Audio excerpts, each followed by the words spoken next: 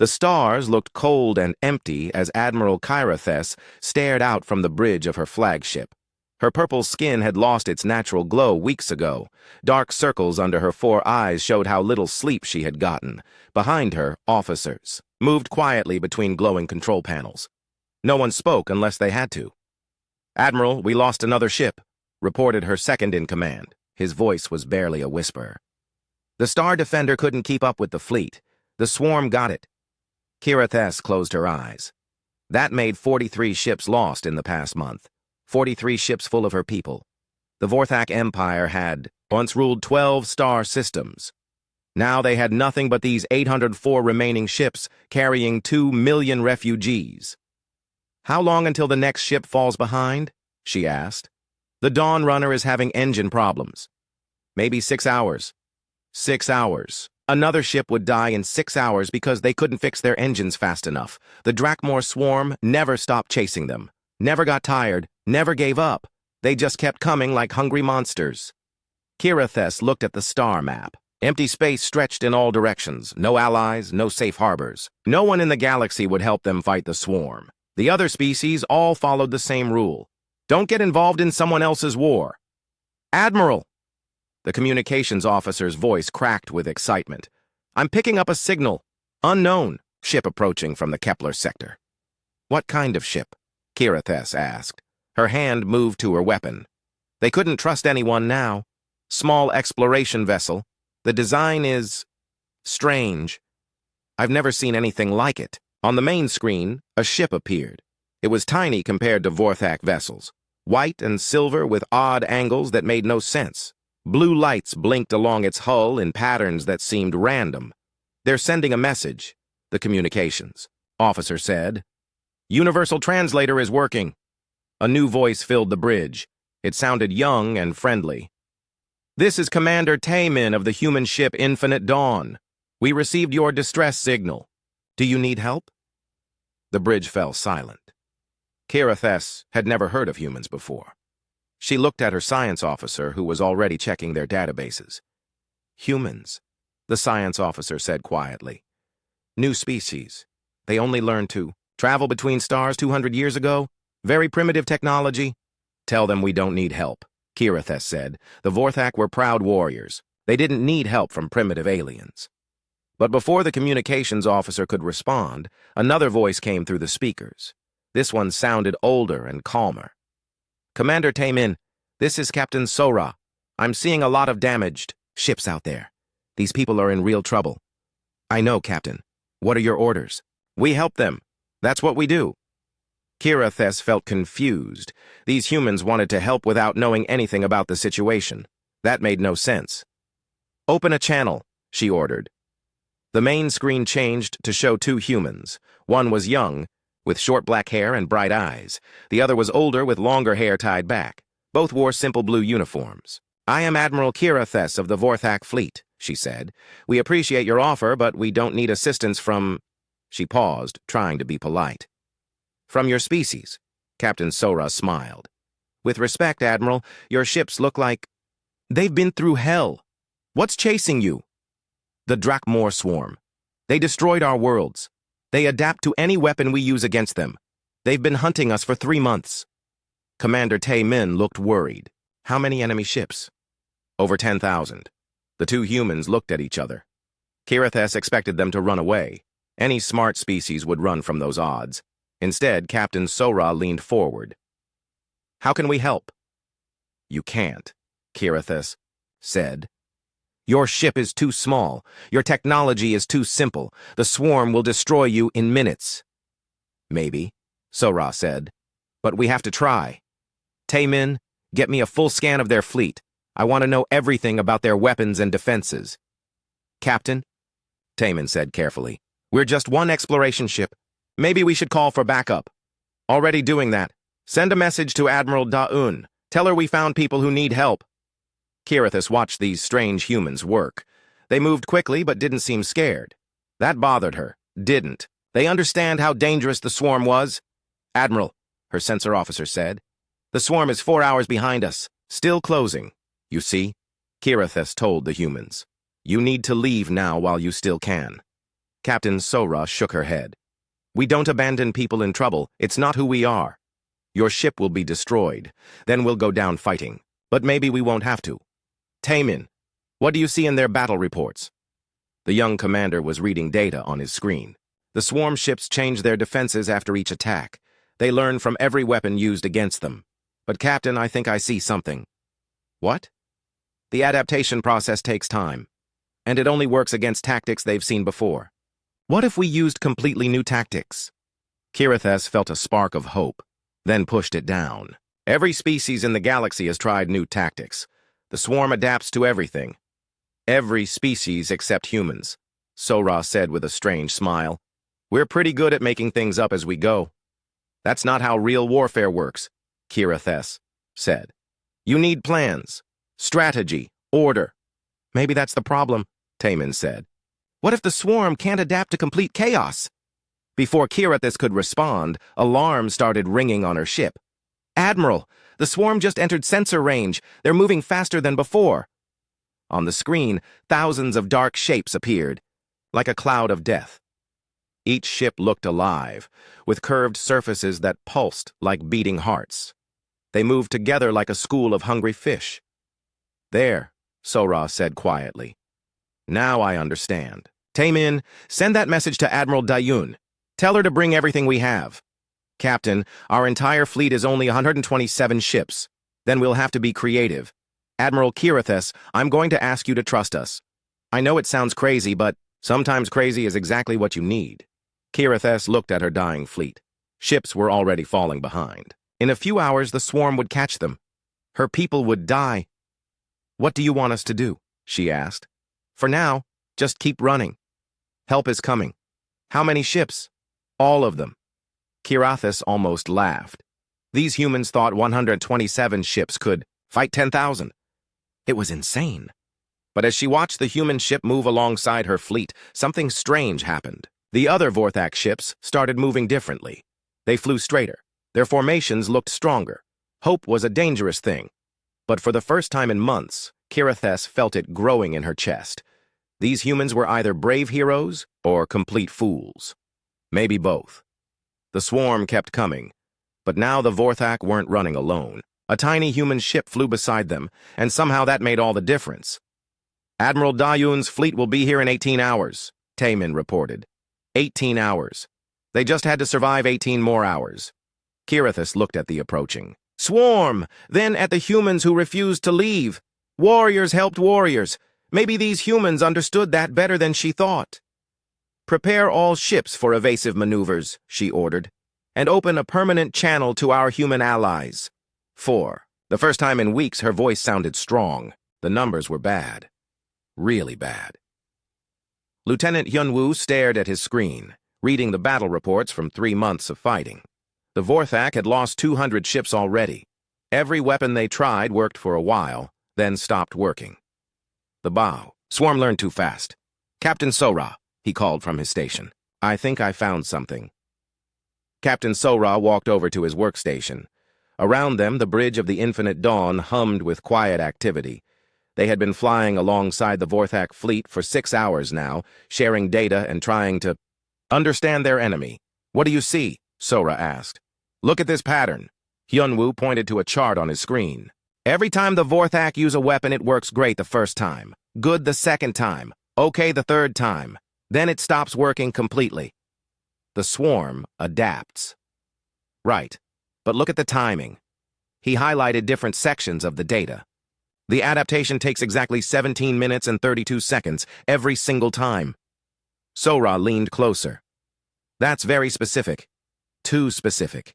It means the process follows rules, and if something follows rules, we can break the rules. Sora smiled. Good work. Keep studying this. I need to make a call. She walked to the communication station. The young officer there looked nervous. His name was Jun-ho, and this was his first deep space mission. Get me Admiral Da-eun, Sora ordered. Yes, Captain. The main screen flickered, then showed a stern-looking woman in a black uniform. Admiral Da-eun had short gray hair and scars on her face from old battles. Behind her, the bridge of the flagship Earth's Pride bustled with activity. Captain Sora, the Admiral said. I got your message. You want me to bring the entire fleet to fight 10,000 enemy ships with 127 of our own? Yes, Admiral. That's suicide. Maybe. But Lieutenant Hyunwoo found something. The enemy isn't as perfect as they seem. Admiral Da-eun raised an eyebrow. Explain. Sora gestured for Hyunwoo to join her. The young lieutenant looked scared but walked over anyway. Admiral, Hyunwoo said, his voice shaking slightly. The swarm adapts to enemy tactics, but the process is too regular.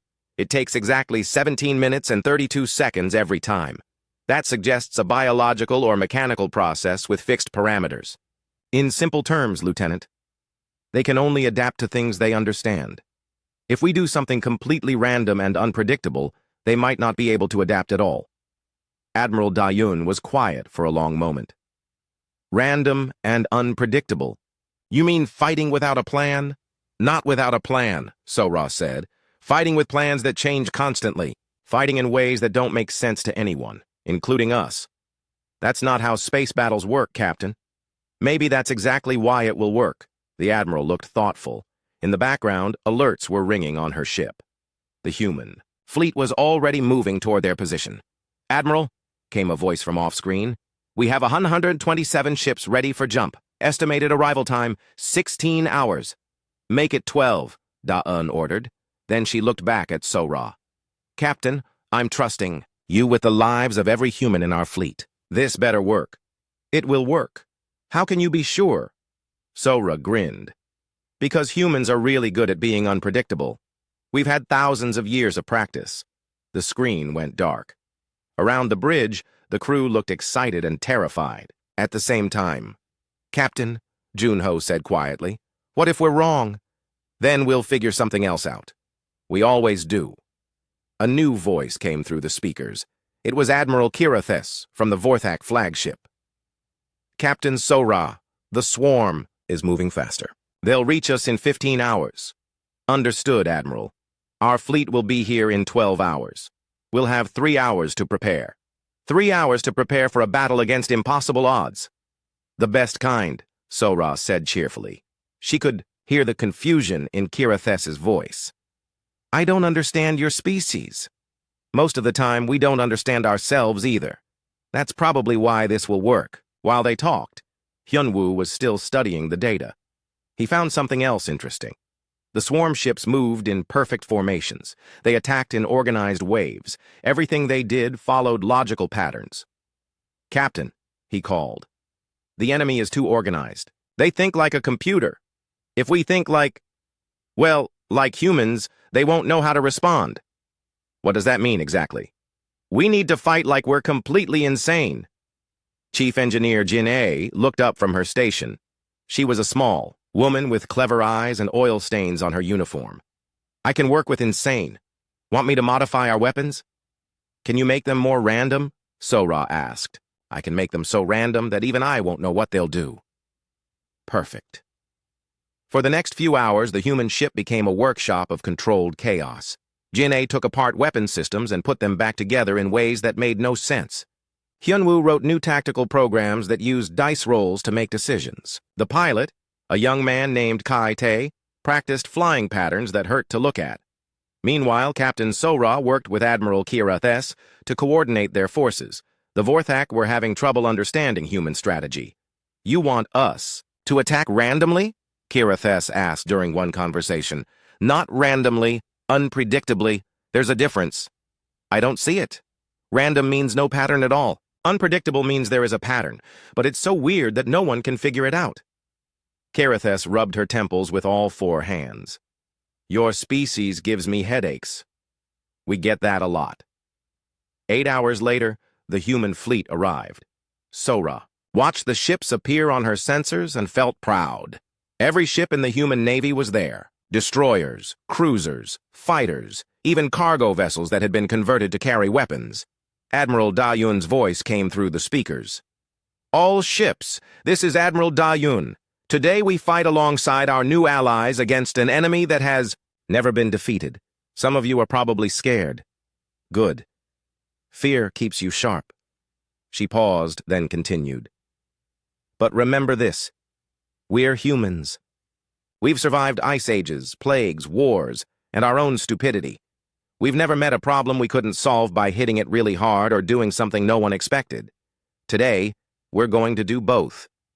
Cheers echoed through the communication channels. The human fleet formed up in a formation that looked like organized chaos. Ships flew in spirals, loops, and patterns that shouldn't work but somehow did.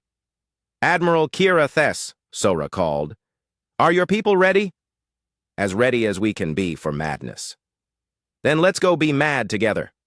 On the sensors, the swarm appeared, like a dark cloud. 10,000 ships moving in perfect formation. They looked unstoppable, but they had never fought humans before. "All ships," Admiral Daun announced, "remember the plan. There is no plan. Fight like your lives depend on it, because they do, and fight like humans, because that's what they'll never expect." The two fleets moved toward each other. The Vorthak flew in careful formations they had practiced for centuries. The humans flew like they were making it up as they went along, because they were. Hyunwoo looked at his screens and smiled. This is either going to work perfectly or fail spectacularly. "Same thing," Sora said. "Either way, it'll be interesting." The first human ship to engage the enemy was piloted by Lieutenant Commander Yuna. She flew her cruiser Wildstorm straight at 3 swarm vessels while spinning like a top and firing all weapons in different directions. Admiral Kira Thess watched from her flagship and couldn't believe what she was seeing. "What is she doing?" she asked Captain Sora over the communication link. "Fighting," Sora replied calmly. "That's not fighting. That's chaos." Same thing, really. Yuna's ship spun faster, using its engines like weapons. Hot plasma from her thrusters burned one enemy ship, while her main guns destroyed another. The third swarm vessel tried to adapt to her attack pattern, but there was no pattern to adapt to. "Impossible," breathed Kira Thess's science officer. "The swarm ship is just floating there. Its adaptation systems can't process what they're seeing. More!" Human ships joined the battle. Captain Wu Jin led a squadron of destroyers in a formation that looked like drunken dancers. They flew in spirals, loops, and figure eights while shooting everything that moved. Some ships fired backwards while flying forwards. Others fired forwards while flying backwards. Lieutenant Commander Bo Ram piloted his fighter upside down while somehow managing to hit 3 enemy ships at once. When asked how he did it, his voice came through the communication system. "I don't know. I just pointed and shot." The swarm ships began acting strangely. Some stopped moving entirely. Others started firing at empty space. A few began attacking each other. "Their adaptation systems are overloading," Hyunwoo reported excitedly. "They can't process illogical combat patterns." "Because they're not illogical," Sora said. "They're human logical. There's a difference." On the other side of the battle, Commander Saiwoo was leading a fighter squadron in what he called the butterfly dance. His ships moved in seemingly random patterns that somehow always put them in exactly the right place at the right time. "Siwoo!" Admiral Da-Yun's voice crackled through the radio. "What exactly are you doing out there?" "Fighting like my grandfather taught me," Siwoo replied. "He used to say, if you confuse yourself, you'll definitely confuse your enemy." "Does it work?" "So far, so good." His fighters swooped through enemy formations like leaves in the wind. The swarm ships tried to target them but couldn't predict where they would be next. Every time the bioships started to adapt, the humans changed tactics. Completely. Pilot Hai-Wan had turned her cargo bay into a weapon. She flew her transport ship Lucky Star right up to enemy vessels and started throwing things at them. Spare parts, food containers, even her lunch. "Hai-Wan," came Captain Sora's voice. "Are you throwing garbage at the enemy?" "It's working," Hai-Wan shot back. "They don't know how to defend against a sandwich traveling at 3,000 kilometers per hour." Indeed, the swarm ship she was fighting had stopped moving entirely. Its biomechanical systems were trying to analyze the threat level of a ham sandwich and failing completely. Admiral Kira Thess felt like she was watching a nightmare and a miracle at the same time. The humans fought with no formation, no order, no apparent strategy. But somehow, it was working. "Admiral," her tactical officer said, "we're detecting confusion in the swarm's communication signals. They're asking each other for help." "The swarm asks for help?" "For the first time in recorded history, yes. The human fleet kept pressing their advantage. Engineer Jin A had modified her ship's weapons to fire in rainbow patterns that created pretty lights, but also somehow managed to disable enemy shields. When asked why it worked, she just shrugged and said, "Pretty colors make everything better." Commander Jae Sung's heavy cruiser was ramming enemy ships while simultaneously firing all weapons and playing loud music. The music, apparently, was his grandmother's favorite opera. The swarm ships couldn't decide if it was a sonic weapon or just really annoying. "All human ships," Admiral Da-un announced. "You're doing great. Keep being unpredictable." "How can we be unpredictable if you're telling us to be unpredictable?" asked Pilot Min-soo. "Figure it out," Da-un replied. "You're humans. Being confusing is what you do best." The battle was turning. What had started as 10,000 swarm ships against 127 human ships and 800 Vorthak vessels was now looking like a fair fight. The enemy's numbers meant nothing if they couldn't use their adaptive abilities. But then, something changed. The swarm ships suddenly stopped attacking and began to retreat. "They're running away," Kiritheth said in amazement. "Don't let them go," Sora ordered. "If they escape, they'll eventually adapt to our tactics." "What do you suggest?" "We follow them home and finish this." The idea was insane. Follow 10,000 enemy ships to their home system and attack them there. Any reasonable military commander would be happy just to survive the first battle. But humans, Kiritheth was learning, were not reasonable.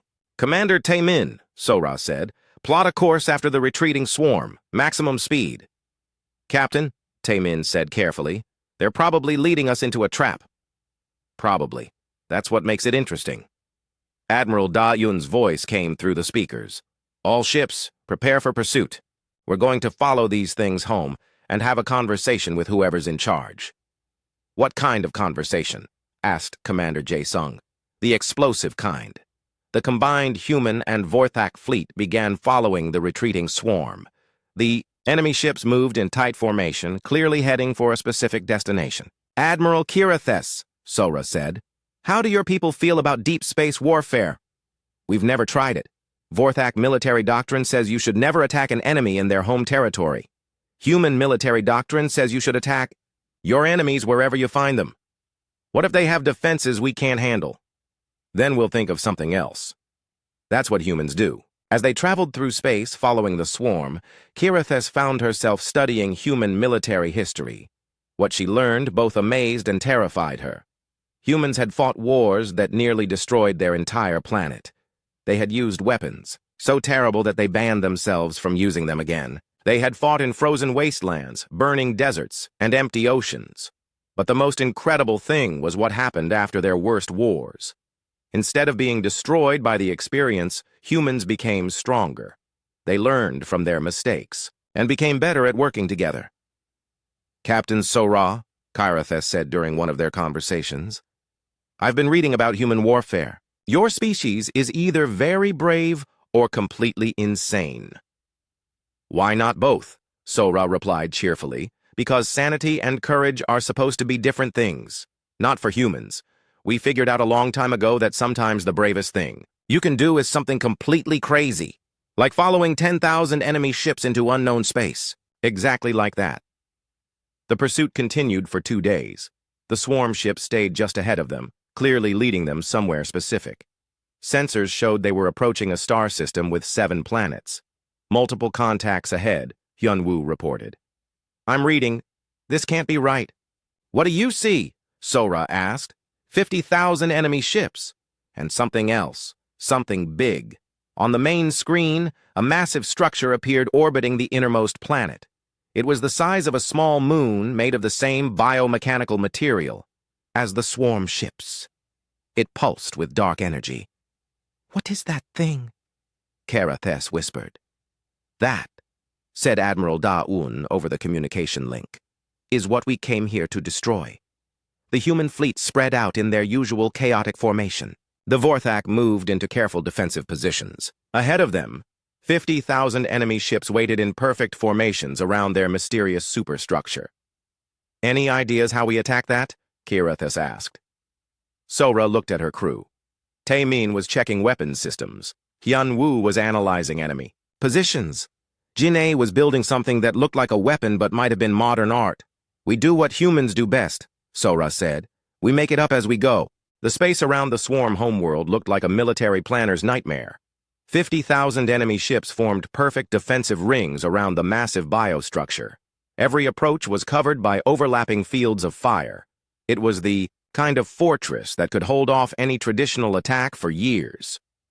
Admiral Kirathes studied the tactical display and felt her stomach sink. This is impossible. Even with human tactics, we can't fight 50,000 ships. Captain Sora looked at the same display and smiled. You're right. We can't fight them. So we won't.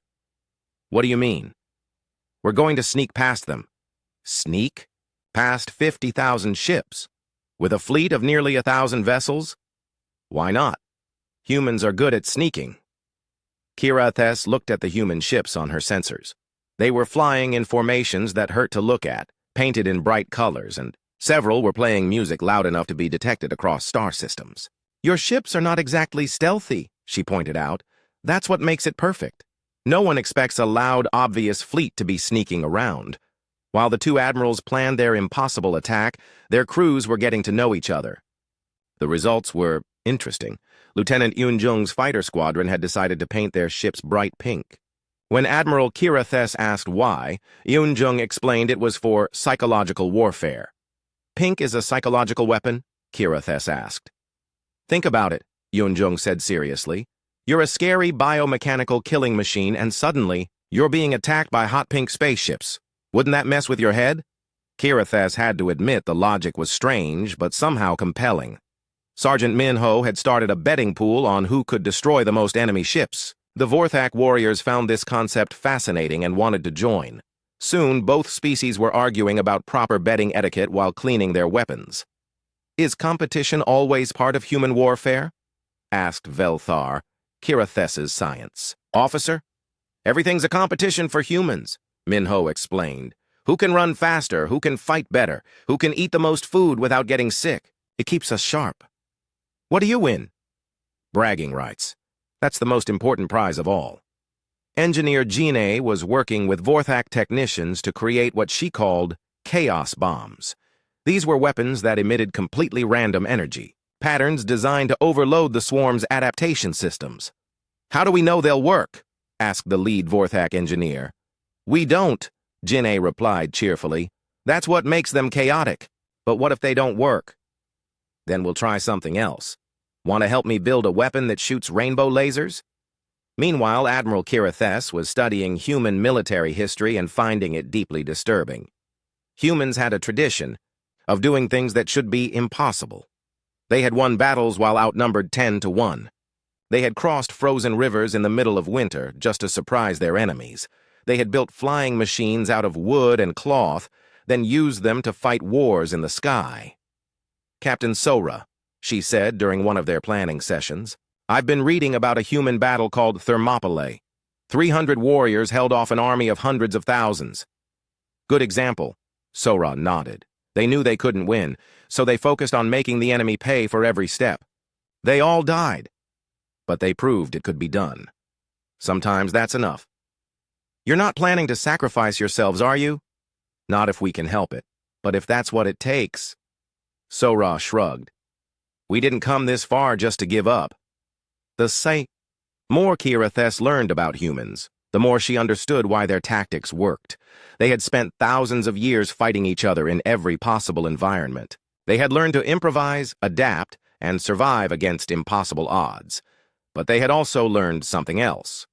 How to work together when it really mattered. Your species fought terrible wars, she observed. The worst? Sora agreed. We nearly destroyed ourselves several times. How did you survive? We learned that fighting each other was stupid. We had bigger problems to solve. Hunger, disease, natural disasters, space exploration. When we started working together instead of fighting, we became much stronger. And now you help other species, even when you don't have to, especially when we don't have to. That's how you know it's the right thing to do. The planning continued for 3 days while the combined fleet stayed hidden behind a large asteroid. Human and Vorthak officers worked together, combining careful, Strategy with creative insanity. The Vorthak would create a diversion by attacking the outer defensive ring in a traditional formation. This would draw most of the swarm ships away from the central structure. Meanwhile, human ships would approach the biostructure using tactics so insane that sensors would dismiss them as space debris or equipment malfunctions. What about the structure itself? Kirithus asked. Even if we reach it, how do we destroy something that big? We get inside and blow it up from within, Admiral Dayun said over the communication link. Get inside? How? We ask nicely if we can come in. You're joking. Not exactly. Lieutenant Young-Soo has been practicing his alien languages. He's going to pretend to be a food delivery service. Kirithus felt like her brain was breaking. A food delivery service? Pizza, Young-Soo said proudly. Everyone loves pizza. Even evil biomechanical aliens probably love pizza. This will never work. It only has to work once, Sora pointed out. By the time they figure out what we're doing, we'll already be inside. The final part of the plan was the most dangerous. Once inside the structure, human Marines would have to fight their way to the core and plant Jin Ai's chaos bombs. The mission would be led by Captain Su Jin, a tough woman who had trained for exactly this kind of impossible operation. How many Marines do you need? Kirithus asked. 50 should be enough, Su Jin replied. 50? To assault a structure the size of a moon? Quality over quantity. We don't need to control the whole thing, just reach the center and break it. What if you get lost inside? We won't get lost. Marines never get lost. We just take alternative routes to our objectives. Sergeant Nara, Su Jin's second-in-command, was excited about the mission.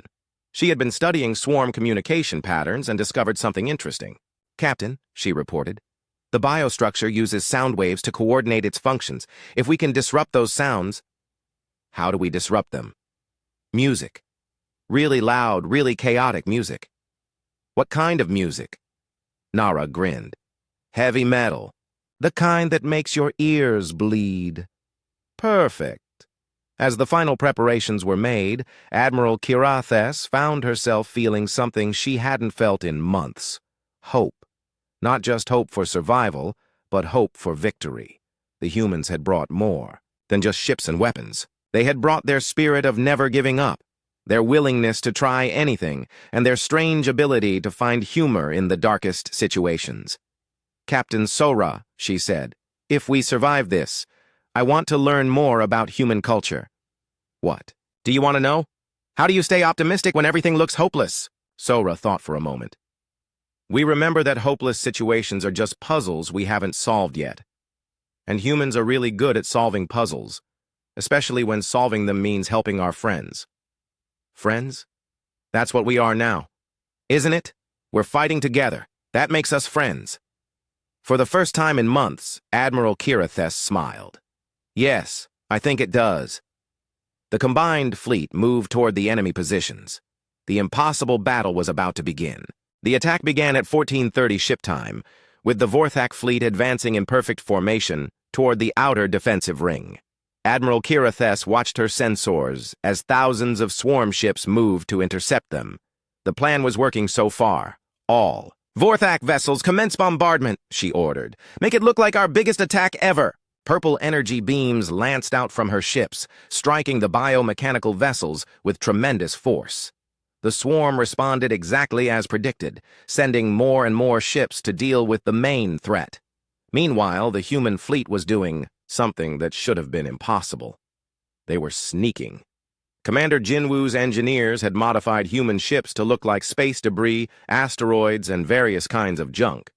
Captain Wu Jin's destroyer now looked like a broken cargo container. Lieutenant Yuna's cruiser appeared to be a tumbling piece of space station wreckage. But the most creative disguise belonged to Lieutenant Young-Soo. His fighter had been painted to look like a civilian transport, complete with delivery company, logos and advertisements for something called Cosmic Pizza. We deliver anywhere in the galaxy. Cosmic Pizza delivery calling biostructure control, Young-Soo said into his radio, using a cheerful voice. I have an order for, the big scary alien thing in Sector 7. The response came in harsh mechanical tones. This facility does not order food. Are you sure? I have 12 large pizzas with extra cheese and something called human tears. The order was placed 3 hours ago. There was a long pause. Then, scanning delivery vessel. Minimal weapons detected. Proceed to docking bay 7. Young Sue's excited voice came through the fleet communication system. It worked! They're letting me dock! Captain Sora shook her head in amazement. I can't believe that actually worked. Believe it, Admiral Da-Yoon said over the radio. Young Sue just talked his way into the most heavily defended facility in known space by pretending to deliver pizza. While Young Sue approached the structure, other human ships continued their sneaky advance. They moved slowly, trying to look like random space debris caught in the gravity well of the massive biostructure. Engineer Ginny's ship was disguised as a broken research probe. She drifted toward the structure while her scanners gathered data about its defenses. What she found was both terrifying and encouraging. Captain Sora, she reported quietly.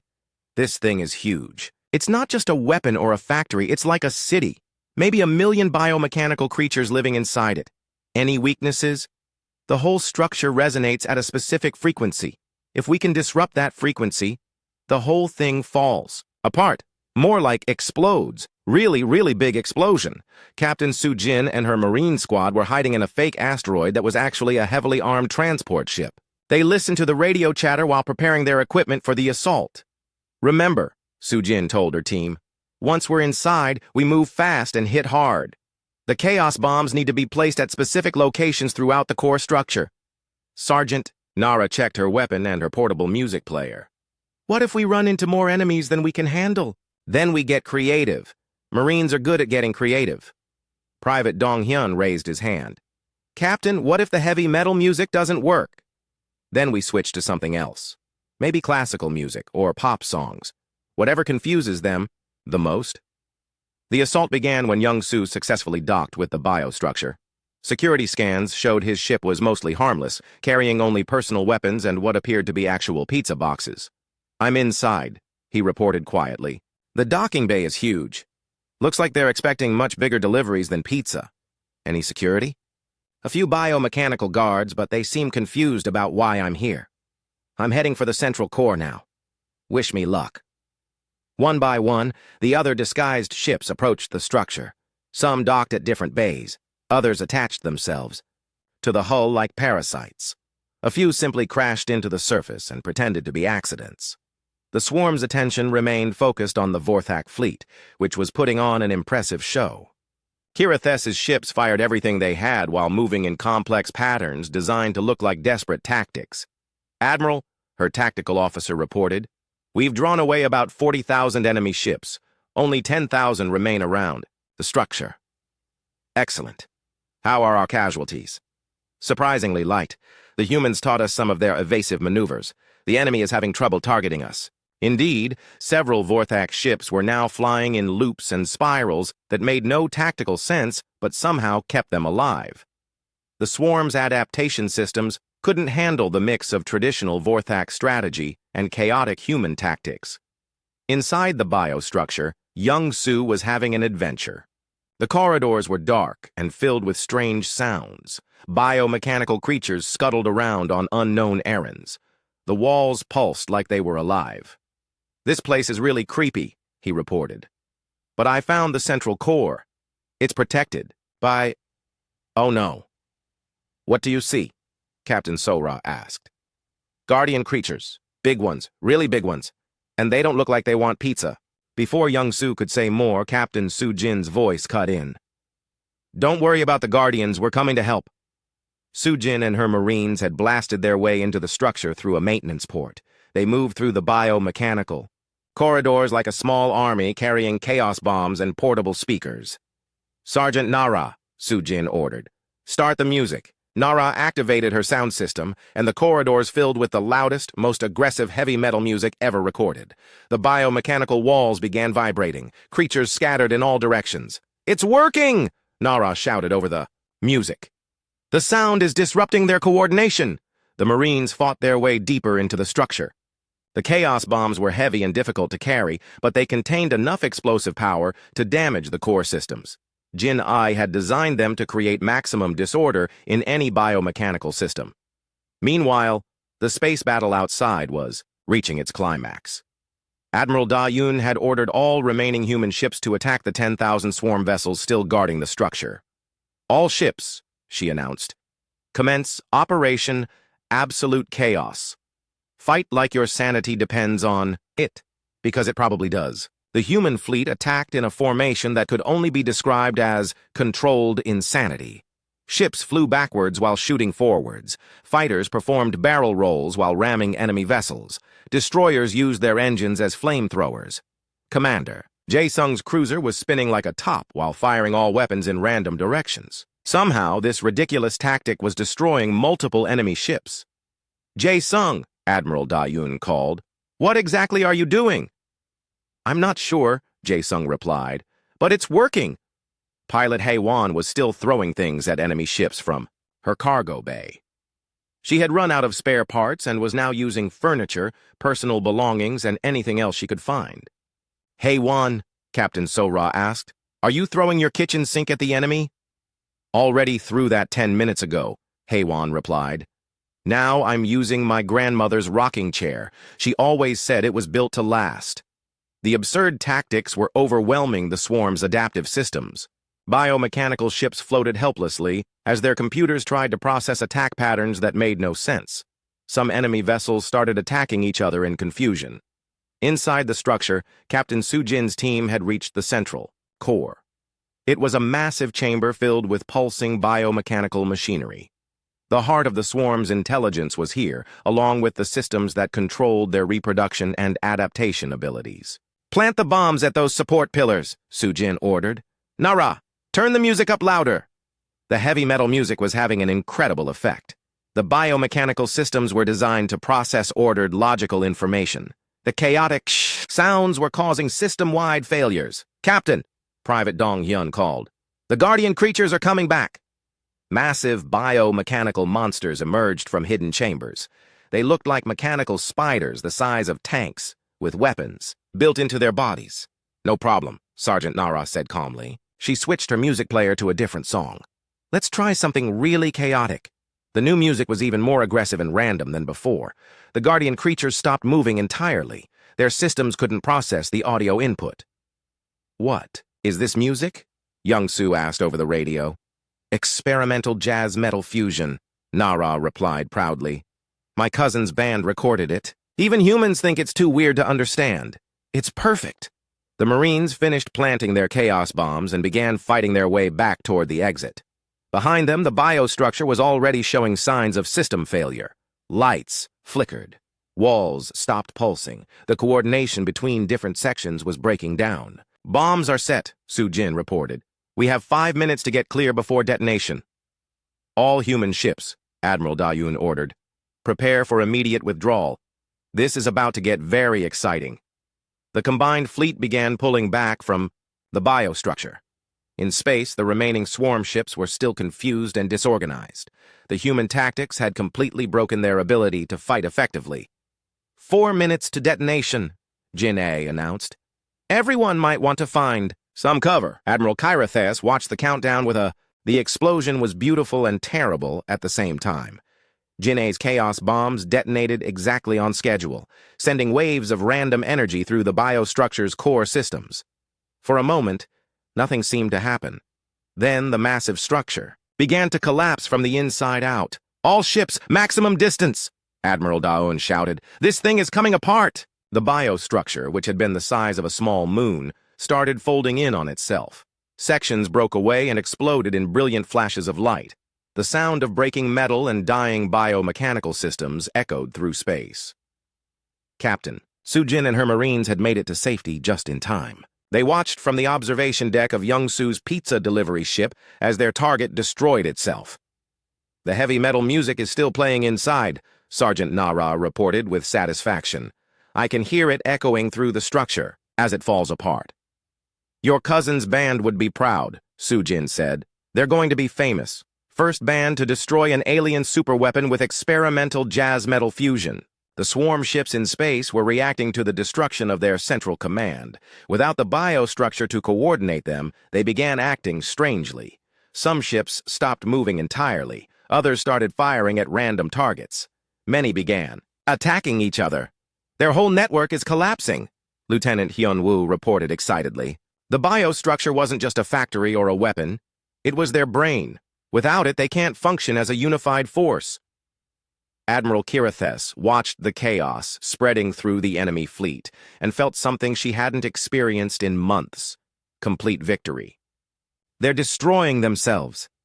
That's what happens when you build your entire civilization around perfect order, Captain Sora observed. Introduce a little chaos and everything falls apart. The space battle was over, but the show wasn't finished. The biostructure's destruction had created a chain reaction that was spreading to other swarm installations throughout the star system. Automated factories exploded. Communication relays went dark. Supply depots self-destructed. Look at that, Engineer Jinne said, pointing at her sensors. The chaos energy is spreading through their entire network. It's like a virus that destroys order wherever it goes. How far will it spread? Kirithes asked. Probably to every swarm facility in the galaxy. They built their network to share information instantly. Now they're sharing destruction just as efficiently. The combined human and Vorthak fleet watched as the most dangerous enemy in known space destroyed itself. Ships that had terrorized the galaxy for decades were now floating helplessly or attacking their own allies. Admiral Kirithes, Admiral Da-un said over the communication system, on behalf of humanity, I'd like to congratulate you on your victory. Our victory, Kirithes corrected. We could never have done this without your people. You would have found a way. You're warriors. Warriors always find a way. Not like this. Your tactics, your willingness to try impossible things, your refusal to accept defeat. These are not things we could have learned in time. Captain Sora's voice joined the conversation. You would have surprised yourself. We just helped you think differently about the problem. Over the next few hours, the full extent of their victory became clear. The Drakmor swarm was finished as a galactic threat. Scattered ships remained, but without central coordination, they were no more dangerous than any other hostile species. The Vorthak refugees could finally stop running. Their long nightmare was over, but Admiral Kirithes had more than survival on her mind. She sent a formal message to the Galactic Defense Council, requesting immediate consideration of humanity for full membership. These beings, she wrote, have demonstrated tactical abilities beyond anything in our military databases. They fight with creativity, courage, and an absolute refusal to accept defeat. More importantly, they came to our aid when no other species would help. They risked their entire fleet to save people they had never met. This is the kind of ally the galaxy needs. The response from the Council was swift and positive. Humanity was granted full membership with special recognition for their unique military contributions. There was also a strong recommendation that human tactical methods be studied but never copied. Why not copied? Captain Sora asked when she heard about the recommendation. Because, Admiral Kirithes explained, the Council decided that human tactics only work for humans. Any other species trying to fight like humans would probably destroy themselves by accident. That's probably true, Sora admitted. The aftermath of the battle brought unexpected friendships. Vorthak and human crews worked together to repair damaged ships and plan for the future. Cultural exchange programs were established, though they required careful supervision after Lieutenant Dong-hyun accidentally started a diplomatic incident by challenging a Vorthak warrior to an arm wrestling contest. Engineer Jin-A became famous throughout the galaxy for her chaos bomb technology. Military engineers from dozens of species requested copies of her designs, but she politely declined to share them. Chaos weapons should only be built by chaotic people, she explained. If orderly people try to build them, they just end up with regular bombs. Sergeant Nara's cousin's band became celebrities after news spread that their music had helped destroy the swarm. They toured the galaxy playing concerts for mixed human and alien audiences. Their experimental jazz metal fusion was still too weird for most species to understand, but everyone agreed it was effective. Captain Sujin was promoted and given command of the 1st Joint Human-Alien Special Forces Unit. Her Marines became the galaxy's go-to team for impossible missions that required creative solutions. Young Su started an actual pizza delivery business that operated throughout the local star systems. His slogan was, "Cosmic Pizza, we deliver. Anywhere, even to evil alien superweapons." Admiral Daeun was invited to join the Galactic Defense Council's Strategic Planning Committee. Her first recommendation was that all military academies should include courses on alternative tactical thinking taught by human instructors. "What will you teach them?" Admiral Kirithus asked. "How to think like humans when everything else has failed," Daun replied. "How to be unpredictable when being predictable means death. How to find solutions in places where solutions shouldn't exist. And if they can't learn to think like humans, then they'll learn the most important lesson of all. When you're facing impossible odds, find some humans and ask for help." Admiral Kirithus was given a new assignment as ambassador to humanity. Her job was to help the two species understand each other and work together on future challenges. Her first report to the Vorthak government was both a military analysis and a cultural study. Humans are the most contradictory species we have ever encountered. They fight wars that nearly destroy them, then use the lessons learned to become more peaceful. They create weapons of incredible power, then choose not to use them. They are capable of terrible violence and incredible kindness, sometimes in the same day.